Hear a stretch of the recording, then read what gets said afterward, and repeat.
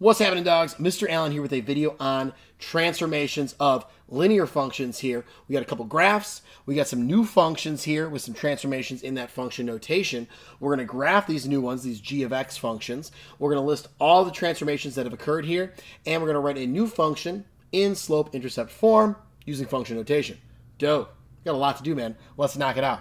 All right, so this minus 3 outside of the f of x is going to shift this thing down 3. So I'm going to move all my points down 1, 2, 3, whoop, down 1, 2, 3, whoop, and down 1, 2, 3.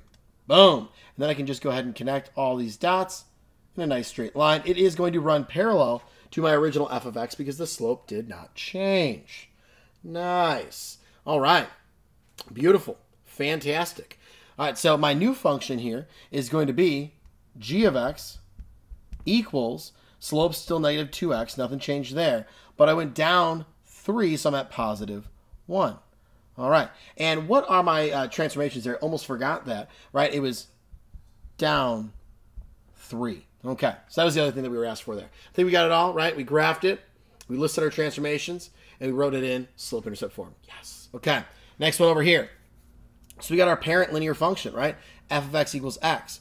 But here we got two different transformations. We got a vertical stretch by 2, and we're going down 1. You don't say down negative 1. You say down 1. Otherwise, it's, right, 2 negatives make positive. You don't want that. So down 1. Alrighty. So we can either, in this case, we can really do either the vertical stretch or we can do the shift in either order you'd like. But I think it's actually a little easier to see what the function is going to be in slope-intercept form, okay?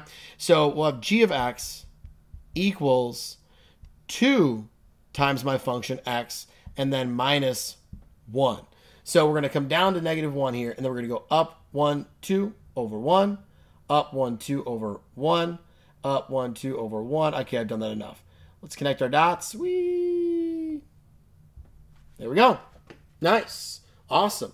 So whether you were to stretch those points, by a factor of 2, then just go down 1, that could work too. I like doing this way a little bit better. Write my equation here, and then I'll just go ahead and straight up graph it, right? Here it was pretty easy to see. We were just shifting down 3, so just move your points. Once you get a stretch going on there, I like to write that equation and then deal with it, okay? So that's just me, right? Some people do it a little bit differently, but this is my video, so I got to choose how I want to do it. All right. See you guys later.